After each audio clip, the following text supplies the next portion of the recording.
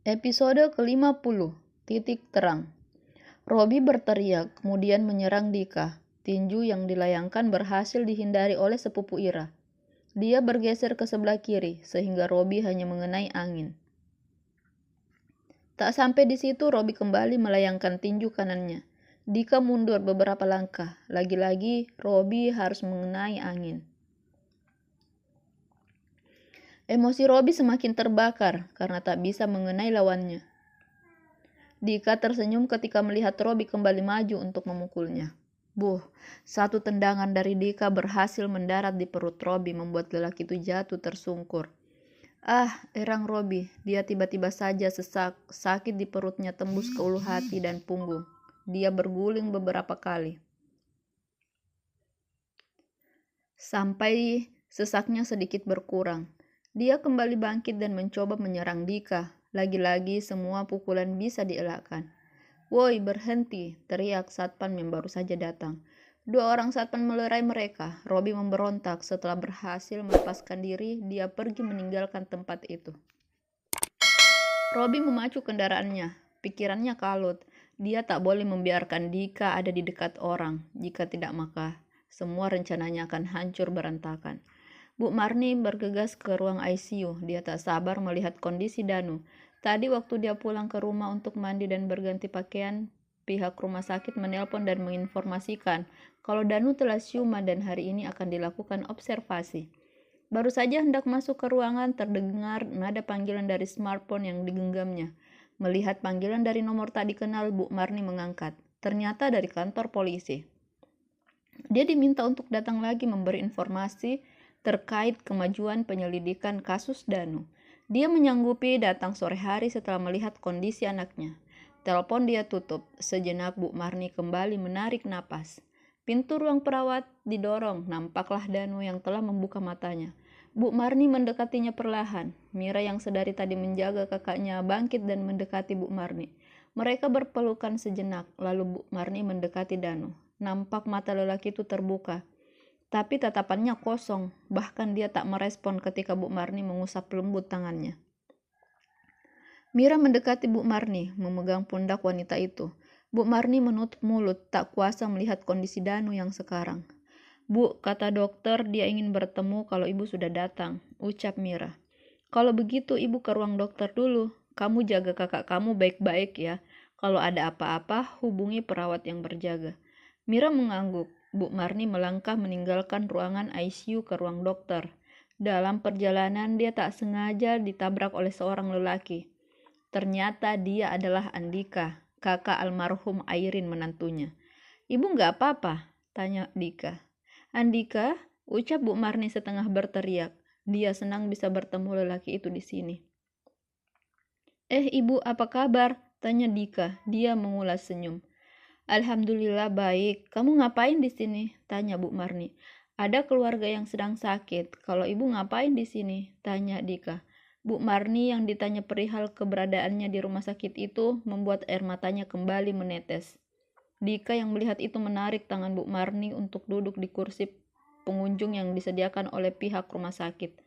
Dengan terbata-bata, Bu Marni menceritakan kronologi kejadian yang menimpa Danu kepada Dika. Lelaki itu hanya terdiam, tak menyangka jika apa yang dia doakan selama ini terjadi.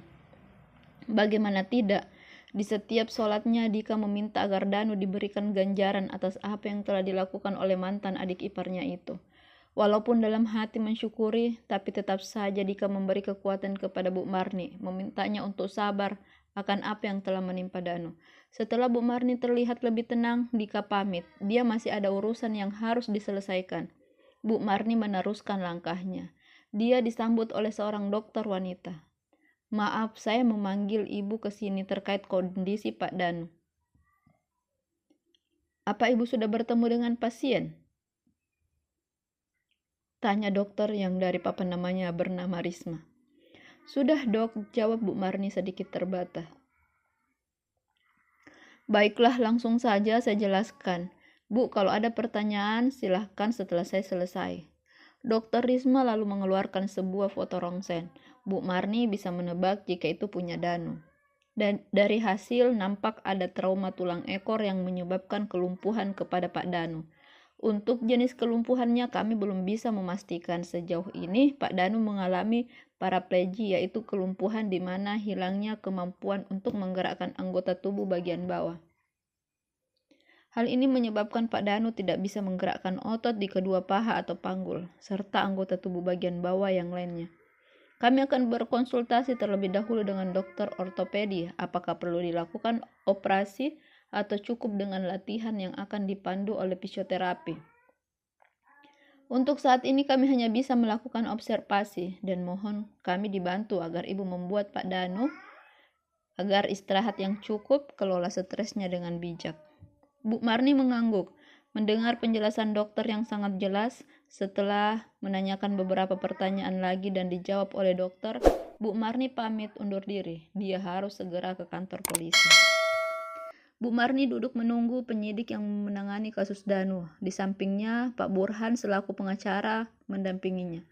Tak lama berselang, seorang lelaki dengan memakai baju kemeja putih dan celana hitam, nemtek tergantung di leher. Selamat sore, maaf mengganggu waktunya sebentar. Penyidik menyapa Bu Marni dan Pak Burhan dengan ramah. Setelah menjawab baik, Pak Irfan mengeluarkan sebuah handphone. Apa Ibu tahu ini HP siapa? Tanya Pak Irfan. Dia menyodorkan benda pipi berwarna hitam dengan 3 buah lensa kamera di belakang. Bu Marni memutar benda pipi itu lalu menatap Pak Irfan. Ini HP anak saya, ucap Bu Marni. Bisa Ibu jelaskan siapa itu Ardi? Ada beberapa panggilan dari nomor bernama Ardi dan SMS atau chat yang membahas masalah uang dan bisnis. Bu Marni berpikir sejenak. Dia beberapa kali membuka percakapan antara orang yang bernama Ardi dan Danu. Maaf, saya tidak tahu kerjasama apa yang mereka lakukan. Tapi Ardi ini teman sekolah Danu. Dia sering main ke rumah kami, jelas Bu Marni. Apa Ibu tahu rumahnya? Tanya penyidik lagi. Bu Marni mengeluarkan pulpen dan kertas, kemudian menuliskan sebuah alamat lalu memberikannya kepada penyidik. Kalau yang ini, apa Ibu kenal? Mata Bu Marni membulat ketika melihat foto Maya dan seorang laki-laki. Wanita itu beberapa kali menggeleng melihat kemesraan Maya yang diabadikan oleh Danu. Dia pacar anak saya, yang laki-laki saya kurang tahu, jelas Bu Marni. Penyidik mencatat semua keterangan Bu Marni. Mereka akan menyelidiki Ardi, Maya, dan lelaki yang bersamanya di dalam foto. Mungkin saja mereka adalah pelakunya. Setelah dirasa cukup, Bu Marni diizinkan pulang dan dihubungi jika sudah ada titik terang. Para penyidik menerjunkan intel untuk berjaga di alamat yang diberikan oleh Bu Marni. Mereka juga ditugaskan mencari identitas orang yang bersama Maya dan menyelidiki mereka. Tak butuh waktu lama, identitas Robi sudah dikantongi. Ternyata dia adalah mantan residivis kasus penipuan. Begitupun dengan Ardi, sudah banyak laporan atas namanya. Dan dia sudah ditetapkan sebagai tersangka dan buronan karena tidak pernah hadir jika diminta datang oleh kepolisian. Para intel yang disebar mulai menjalankan tugas. Mereka sampai harus menunggu berjam-jam di rumah Ardi. Sampai akhirnya di suatu malam, seorang lelaki yang baru saja turun dari mobil jeep mengendap-endap mendekati rumah yang sudah beberapa hari kosong.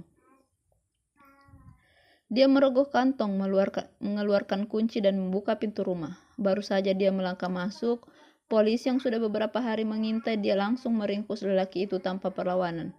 Setelah memastikan orang tersebut adalah Ardi, maka polisi menggiringnya ke kantor polisi untuk dilakukan penyelidikan selanjutnya. Sementara mereka sama sekali tidak menemukan kejanggalan saat mengawasi Robi, sedangkan mereka sama sekali tidak menemukan jejak Maya. Seorang wanita berpakaian serba hitam berjalan ke ruang perawatan. Dia masuk ke ruangan VVIP tempat Ira dirawat. Sesaat dia berhenti melihat situasi. Nampak para tenaga medis yang sedang piket tengah sibuk dengan pekerjaan mereka masing-masing. Wanita itu melangkah dengan santainya. Sebelum masuk, dia membuka jaket hitam yang sedari tadi dikenakan. Baju putih khas perawat membalut tubuhnya yang mulai menggemuk. Dia membuka pintu kamar Ira. Nampak istri Robi sedang tertidur. Wanita itu melangkah mendekati tempat tidur Ira, mengeluarkan sebuah spoit yang berisi cairan. Dia memegang botol infus Ira, menyuntikkan cairan tersebut ke dalam botol infus Ira. Dia tersenyum kalau melihat cairan berwarna bening bercampur dengan cairan pink yang ada di dalam botol plastik. Nampak Ira mulai kejang. Senyum wanita itu semakin melebar. Dia membuka masker yang sedari tadi dipakainya. Ira membuka mata. Dia melotot menahan sakit. Tubuhnya semakin bergetar. Wanita itu menunduk lalu berbisik di telinga Ira. Selamat jalan, secepatnya engkau ke neraka.